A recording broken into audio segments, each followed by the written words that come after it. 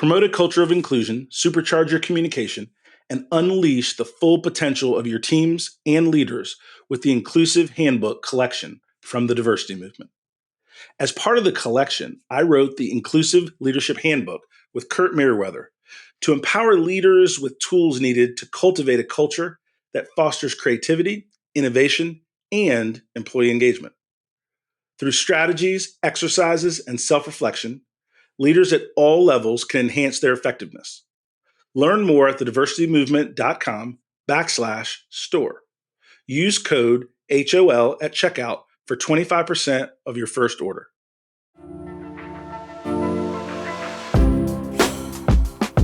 Welcome to High Octane Leadership with Donald Thompson. This season, we're diving deeper with more solo episodes, where I'll share the experiences that have led to recognition by EY, Forbes, Fast Company, and others. Not as a boast, but as milestones on my entrepreneurial path. From growing multi-million-dollar firms to successful business exits and building high-performance teams with a global perspective. I'll reveal the insights and strategies from my journey and share them with you so that we can win together. Alongside these solo episodes, we'll have industry visionaries and thought leaders, and we'll explore effective leadership. Ready to empower your leadership journey with real success stories? Let's embark on this transformational journey together.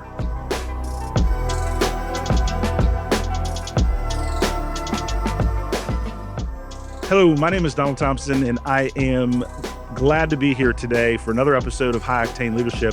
I have with me Amri Johnson, who's going to, I'm going to let him introduce himself in just a minute, but his topic area is he's an inclusion strategist. And one of the things that's happening in today's business environment, political environment, social environment, is there's really a turning point moment, really, on everything relating to how do we create workplace effectiveness? How do we create psychological safety? What is this elephant in the room around diversity, equity, inclusion from a global basis? And we're going to unpack that with Amri today. So Amri, welcome to the show, my friend. Donald, it is a delight and a pleasure. Thank you so much. One of the things, Amri, before we get into kind of the meat of things, tell us a little bit about you. You as an individual. I want you to introduce yourself to our audience, family, brothers and sisters, sports, education, anything that will allow us to connect as friends. You want me to talk about my old sports days, Donald? When I was dunking on everybody in my fantastical world. No, I'm an epidemiologist by training. Before I even thought about public health, I grew up in Topeka, Kansas. My father was a mortician, and my family still owns a mortuary. So I think probably early in my life, between my mother being an educator, administrator, she has a PhD, and my dad being an entrepreneur and very much a community standard bearer, I just learned about how you take care of people. And that was like the kind of at the heart of what my parents taught me probably more than anything was you got to care for people, you got to care for community. And of course, you need to take care of yourself and handle your own business before you do all of that. So that was kind of that. If that was to say who I am, that to keep the integrity around that has always been like something that if I start screwing up, I'm like, I hear my dad's voice. And my dad had a voice like James Earl Jones. So like Darth Vader. So I'm like, yeah, I can't mess that up. Right. So that's always there behind me. My mother's still living. She's 84. She lives in Topeka, Kansas, where I grew up. I have a niece who's 25. She had a near fatal accident a few years ago and she lost her lower right leg. And I've never seen somebody bounce back like her. And so like she's one of my heroes because she just is a boss on so many levels. Her name is Jasmine Johnson. And I'm married. I live in Basel, Switzerland. I guess that's important. With my wife, Martina, I have 2 stepkids. They're 17. They're twins, Romy and Raphael. And I have a 6-year-old. He just turned 6 on Friday, Kai. And so I've been living here now for 6 years. There's 4 languages spoken in my home. And I've been doing this work. After I left public health, I got into organizational development and effectiveness. Ended up starting a company of my own that was kind of a combination of public health and organizational development. And then eventually I got into this whole diversity thing. And at the time, it was just the diversity and inclusion thing. It wasn't the DEI thing. But I had worked in health equity because that was a thing in public health. But the whole E, when I left corporate, so I spent about 10 years inside of a major pharma company as an executive. When I came out, the E got big, and I was like, oh, maybe I should use this. And so it was kind of like a given to me. I didn't think about the E as something that had to be put in between the D and the I, but that's what everybody was doing. So I naturally put it in there, and I included it in the title of my book, Reconstructing Inclusion, Making DEI Accessible, Actionable, and Sustainable. And so I've been living here for 6 years. I wrote the book, and then I started my company, Inclusion Wins, in 2021. And today, that's what I do day in and day out. And obviously, in a very different environment that I was in, 3 months ago. so, but still positive about the work and clear that this correction was necessary. Maybe the way it came about could have been different, but some of it was inevitable, and happy to talk more about that. Oh man, I really appreciate that introduction. Four languages in the same household. That's super cool. Switzerland. I'd love to unpack that over a glass of wine at some time. And that move, super interesting and exciting stuff. I typically ask my guests the who you are, what you do, why it matters. You handled the who you are and the what you do. In this environment, you talked about the correction. Let's unpack the why it matters. Let's unpack where we are today in this DEI construct, and what do you mean by this correction needed to happen, even if it happened in a kind of a crazy way? Yeah. I'll say in a story, I started having conversations with colleagues as I was writing Reconstructing Inclusion through 2020. And I was watching what I thought could have been a huge opportunity, perfect storm, pandemic, a very visible act of brutality by the police. Um, and so there was this time to maybe talk about inclusion in a way that actually was accessible to everybody, that was prioritized appropriately and could be sustained. And what I got in response to that was, you need to just get on board of the anti-racism train because you don't get it. And this is somebody that, I've been through all the anti-racism trainings you can go through. You know, I've been trained around Freire. You can go down the line of all the stuff that I'd done in that space. But I was like, spending a bunch of time calling people, bad people or racist is just simply not going to work. It's not sustainable. There's no precedent for it. There's no evidence that it's worked ever. And I just think it's a mistake. And it just kept rising because people were getting lots of clicks from it, and people were buying it for a time because it was the current zeitgeist, and companies followed it. So where we are now is dealing with not being having an understanding of the trade-offs that came with that. And so, Thomas Sowell always says there are no solutions, there are just trade-offs. This is the trade-off for us not being prudent about what we were trying to create in organizational life, maybe to some extent in society, but I focus more on organizations. What were we really trying to create, and for who and for how long? And the answer to me was, it was should have been for everybody, but it ended up being for those so-called marginalized people, even though some of those marginalized people make $500,000 a year. um, um, who were the real marginalized people that you were trying to work on behalf of? And I think we missed the mark in many cases as practitioner body to talk about what we needed to do, how we needed to do it in a way that we could take it beyond, the blink of an eye that we're seeing the reversal of it now. And this isn't the first time, you have these ups and these downs, instead of like sustained action where people can be like, oh, that makes a difference to me, even though I'm a white guy. That I hate using that, but that's the reality. Is if this doesn't seem like it's relevant to many or to all, as many as possible as all can be, it's just hard to keep it going. And in organizations, you have to be mindful of that. And I just think we weren't. And so that's part of the reason, not saying all the reason, because there's a lot of other crazy stuff going on, but I think that's part of the reason why it got so much visibility and why it got so much kind of blowback. One of the things that you mentioned, and by the way, I completely agree with you in terms of some of the areas that the mark was missed. Yeah, And what I would extend as a comment is when things are hitting a wave, right? A lot of people jump into an industry or a thought process that are not equipped to link what they're doing to the business outcomes. They are more aligned with a right thing to do or a social justice messaging right. versus what is the business impact that allows us to create measurable value.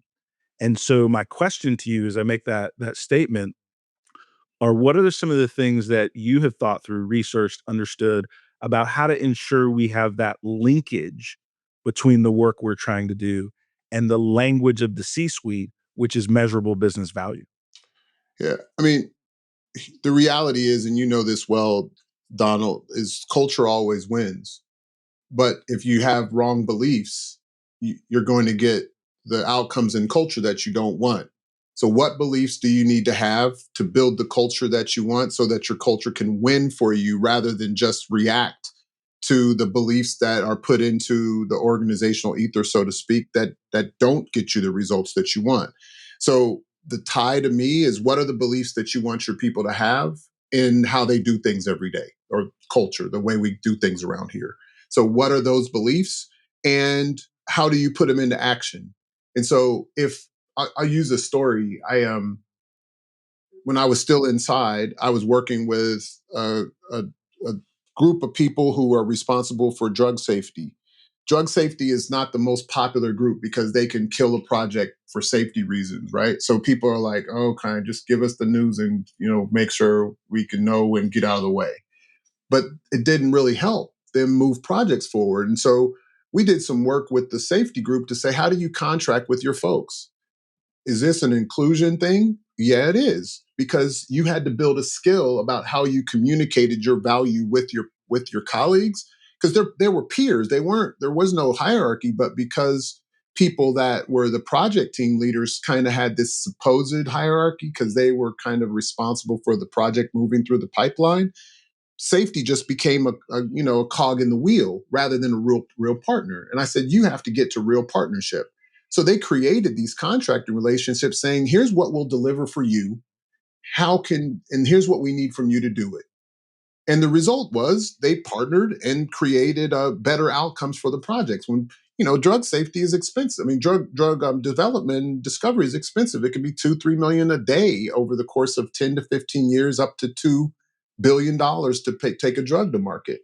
If you're reducing your timeline, you're saving the company significant amounts of money and patience. If the drug isn't safe, you just drop that project and move on to one that can help a patient.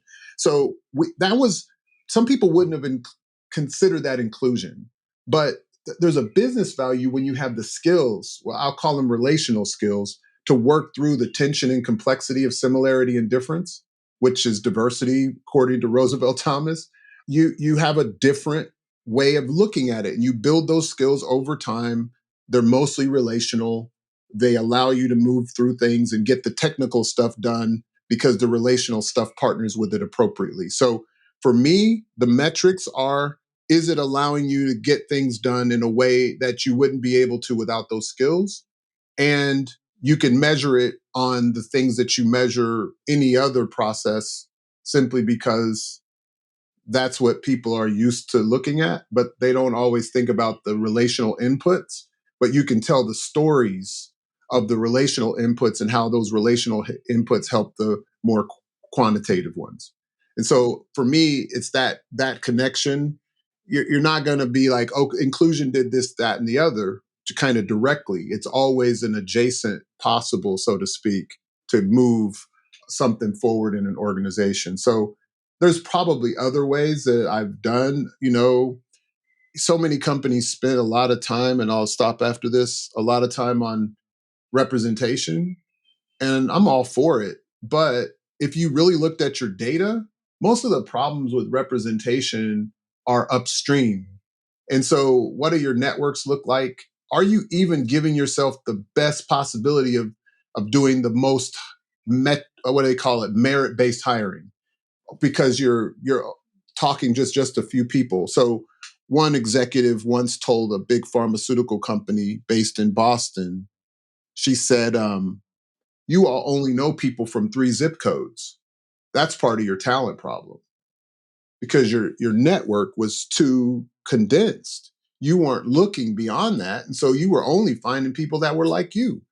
That it works for a while, but you start seeing some of these smaller companies fish in a bigger pond, and they're coming up with great talent or taking the talent that you're not able to really grow and bringing them over and making them VPs and growing their brand before you buy them because you're the bigger one and they were trying to do an exit with you. So you probably could have moved just as fast if you had curated your talent similarly. So those are a couple use cases that I've seen that I think if we put the right skills in place and put the right processes in place and requirements in place, you get better outcomes that can eventually be measured quantitatively.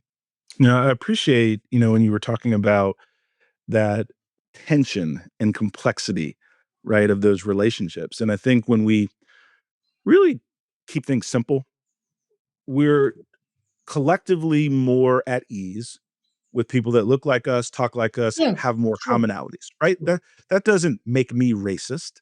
That makes me human, Human. right? We Yeah, crave familiarity, right? What I think is super important about the work we're trying to do collectively is we're trying to expand understanding of others to then drive those business outcomes you described, which now that becomes a part of the culture, which is a common frame of understanding of others, right? And I think we overcomplicated yeah, things, yeah. right? Because if you give someone a litany of new phrases and words and definitions they have to learn, if you give them a whole different nomenclature, now all of a sudden, instead of them understanding people better, they're now walking on eggshells that they have to say and do and be the perfect person, which none of us are. Yeah. And I think one of the points of correction, I think, is to simplify what we're doing around the business outcome, like career navigation, like psychological safety, like mentoring. Let's use words that are easy to understand and have a high level of impact in the business. That's it. And That's it, and and Donald. that's one of the things that I think is pretty important. No, that's spot on. And everything you mentioned was evidence based. There's enough evidence behind everything that you said.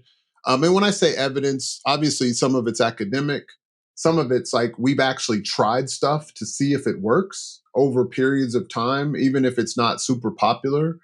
I define inclusion as any action that creates the conditions for people to thrive and for organizations to create generative value or generativity. Some people might use the word thick value that goes beyond just profit and loss, right? And so, that value usually, if we talk about something like Alex Edmonds growing the pie or grow the pie, that thick value usually creates financial value at some point. It's just not a short-term play. And so that's sometimes hard for certain firms. And I would rather work with firms that want to have a long-term play. And I know that most of them might not be there, but the ones that do or are willing to make that investment, which is a relatively minor investment, usually have the payoff later, either inside of a culture where people can do their best work with each other or in the marketplace where people are like, yeah, they really care about the people that they serve versus just treat them as another cog to give them a dollar here and there. So that distinction is important to me. And I think to build on the simplicity, I think it needs to be simple, but people also need to build some capabilities and skills behind these things. So rather than it just be, we're going to come in and tell you something as a practitioner, we're going to come in and say, here are some frameworks that you can use. Here are some things that you can do. Let's try them and see how they apply to what's going on in your organization right now. What's really difficult that you can use these skills to apply these skills to help move it through easier. apply these skills to come back from a difficult period of time, whatever it might be. Put these skills into action, and then look at the data yourself, whether it's quantitative or qualitative, to see how it's impacted you. And if it's hasn't gotten you there, try something else. I love all of what you described, and you ended it with the home run. We got to be willing to try, fail, and adjust, right? And that is business, right? Until you have a working, provable thesis, right? That's repeatable, and that's no different with trying to create organizational change with people, right? That you don't get the opportunity to come in and reshape a culture. You're really making small tweaks, small tweaks, small tweaks within something that's already existing. So I appreciate that very much. I want to pivot a little bit in the conversation. Let's look globally. We're having a lot of turmoil in the US, and turmoil is a word that I specifically used with our incoming administration. And, they think they're running a tech firm now, right? Move fast and break things, which government is not, but, they didn't ask me. So they won the election, so they're still going. What is the view from Switzerland of the US these days? Like, how is the rest of the world viewing the US, right? Because I have a US out view, Sure, sure, right? sure. Given here, what is that global perspective of what you're seeing in the US? And then second piece is what is the footprint and the appetite globally for this work? There's two. I can't say I absolutely know. I can tell you that people are increasingly anti-Trump and anti-Elon Musk in ways that I could have never imagined, because I can look on my block and there's plenty of Teslas, but it seems like people are kind of like, oh, I don't really want my Tesla anymore, similar to what's going on in the US. But one example, my wife told me, and I imagine not a lot of Swiss will see this, but if they do, she was at work and they were talking about translations. And my wife speaks mostly American English because she's been with me. She's worked in a company that a lot of her bosses were American. So she uses American English. The company she worked for, Novartis, used American English most of the time. And they said, we want to make sure all of our translations are in British English, like adamantly. It's on that level, Donald, that people are like, I don't want anything to do with them. And so because they're feeling an us them dynamic, like, there's kind of this, let's make an example out of Europe that hasn't, pulled their weight. We're not going to help them anymore. We're not going to be friends with them. They're like, screw you. Okay. We're not trying to have anything to do with you either, and we're going to do everything we can to make that clear, at least to the people that are here. So that's what I'm seeing kind of just in Switzerland, where, and of course everybody I encounter, I walk home from school, from taking my son to school, and the people that I end up talking to for 20, 30 minutes before I get back home to my home office, talk about that. And that's the news cycle everywhere.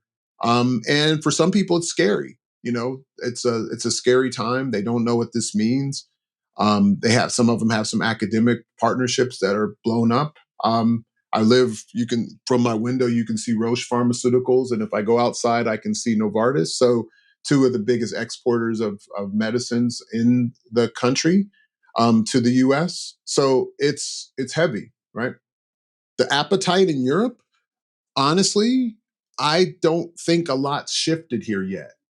I think there's some companies, because they're multinational, that have had to pause on what they're doing globally because of the potential challenges. Like some of the companies here stopped their women's programs and things like that, like single identity type things. But most haven't stopped their in ERGs. They haven't stopped doing the work internally. They're not putting stuff on the website as much as they were at one point. Um, and they're going about business as usual. If this was a commitment, they've kept it. They're not waffling. So some people are very much anti-US right now. Others are quietly doing what they've always done, but not so loudly. And some have had to pause because they're scared that their US affiliates are going to be scrutinized. I appreciate that answer, and Gosh, I mean, my podcast isn't a political show, but but it's my show, and so the Trump administration has injected politics into everything now. Yeah, yeah, There you there was at least some separation, and obviously, listen, we were dealing with a lot of different dynamics, right, around people getting along. But I think that the Trump administration has made it okay to be an antagonist, right? And has picked fights where none has existed. yeah, yeah, And that has really changed the dynamic on a global basis, yeah, right? yeah, yeah. It makes me think, Donald, and this is where I get worried, and I think companies should be thinking about it too, is, and I've had people come to me talking about this. There's a different level of aggression, and that translates very differently here. Maybe some people in the US are accustomed to the old cowboy ways, but that aggression, that, feeling like you can say and do anything you want the way you do it because they're getting a signal that that's kind of a new normal. Like we can talk harshly to you and that's just okay. You need to deal with it. You need to like man up or whatever it is that's happening. I'm not like super touchy feely, but decorum and civility, you start letting that be normative, you're risking simply people checking out or complaining all the time and getting less work done. Maybe people not even coming to the office as much because they're like, I don't want to deal with that. So they come to the office just enough to not break the rule, and then they leave. And so you just lose people's ability to produce at the level that you want them to. So I think companies need to be real mindful that if incivility is becoming normative, that they better start checking it, because if they don't, the risk is high. And I'm not talking about just legal risk. I'm simply talking about people feeling like they can do their best work, feeling like they can have difficult conversations, feeling like they can dissent with somebody who's strongly uncivil. I know a lot of people that just won't deal with that. And at some point, if they have opportunities to go elsewhere and they're high performers, the good ones always have options. I want to seize on you're a pro at this because you're ending with the power. Your top talent always has choices. And we're creating an environment where people are distracted at a minimum, At a minimum. right? And then flight risks on a daily basis because we've eroded culture versus building it. Yeah. And I'll tell you, Amri, I could talk to you all day. I want to end with how can folks get in touch with you? How can they engage with you? And give you a chance to just share with the audience how we can stay connected. You can definitely see me on LinkedIn, Amri B Johnson. You can go to our website, inclusionwins.com. I am the creator of the Emergent Inclusion Framework. We have, I can't remember when this airs, but we have a live virtual event coming on the 8th of April that one can sign up for. It's complimentary. And of course, don't hesitate to just drop me a line on LinkedIn at any time. And then, of course, our podcast by the name of my book, Reconstructing Inclusion. We have a podcast of the same name, and it's on Substack as well as all the channels that you get your podcast on. All right, my friend. It was my absolute pleasure to meet you, to talk with Likewise. you, and I'm encouraged, right, that the world is not following our lead, No, we right? and honestly, I don't, and I'll end on this. I don't think that every company in America has fallen for this kind of okey doke either. I think if they were committed to it, they will be committed to it. They just won't be as vocal about it. And so they'll do the work, they'll do it well, they'll make sure their people are taken care of, they think that make sure their marketplace is taken care of, and they'll persist. And I believe that the majority of companies will if they want to do the right thing. Beyond the right thing, they want to do the thing that's going to be best for their company long term. And one of the things that I'll end with, and I appreciate those final shots, is we think about high octane leadership. The full title of our podcast is High Octane Leadership in an Empathetic World. And one of the things that I try to do as an executive, a business coach, a practitioner in the employee wellness space, is create a better workplace for all. And that simply grounds me in what I'm doing, not what I call what I'm doing. And I think that's the rub. So Amri, thank you so much for spending time with us. And it was great to meet you, my friend. Likewise, Donald. Thank you.